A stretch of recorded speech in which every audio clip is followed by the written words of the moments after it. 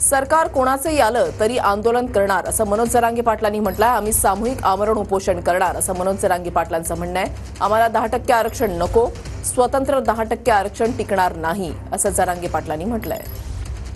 सोबत मनोज जरांगे पाटील आहेत। दादा, काही राजकीय पक्षातील लोक सभा घेत आहेत इलेक्शनच्या, खास करून काल छत्रपती संभाजीराजे गेवराईमध्ये होते, ते असं म्हटले की जरांगे पाटलांचा आम्हाला पाठिंबा आहे।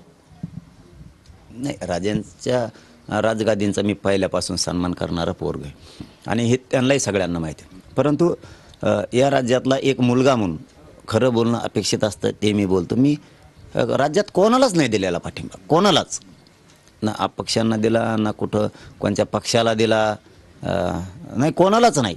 म्हणजे याच्यात सगळे निवडणूक उमेदवार म्हणजे आला की मग तो उमेदवार कोणचाही असो, उमेदवाराला कोणत्याच पाठिंबा नाही, कोणत्याच नाही दिलेला। परंतु मी राजगादीचा सन्मान करतो, आयुष्यभर करत राहणार आहे। अजित पवार असं म्हणालेत की जरांगे पाटलांनी अनेक वर्ष समाजासाठी काम केले, आम्हीही 10% आरक्षण दिले आणि मराठवाड्यात निजामशाही होती, त्या ठिकाणी कुणबी जातीचे प्रमाणपत्र आम्ही दिलेत। नाही, काय 10% आम्ही तुम्हाला मागितलेलंच नाही, ते नकोच आहे आम्हाला, ते टिकणारच नाही।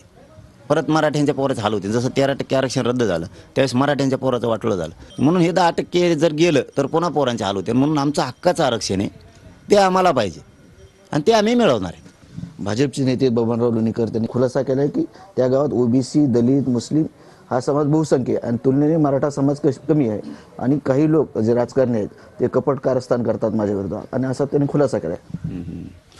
ठीक आहे ना, आता ते त्याविषयी तर बोललोच आपण त्या विषयावर बार बार, कारण मी बी ते बघितलेलं नाही आहे। ठीक आहे, त्यांनी कोणी चूक कबूल केली असेल, माफी मागितली असेल तर चांगलं, म्हणजे काय म्हणूत ना त्याला आपण, होऊन गेल्याच्या नंतर चूक कबूल करणं किंवा माफी मागणं हे नियतीला मान्य असतं कधी पण।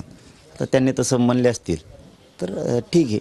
नक्कीच होते मनोज जरांगे पाटील। कॅमेरामन हर्षल निक्कमसह संजय सरोदे, TV9 मराठी, अंतरवली, सारटी, जालना।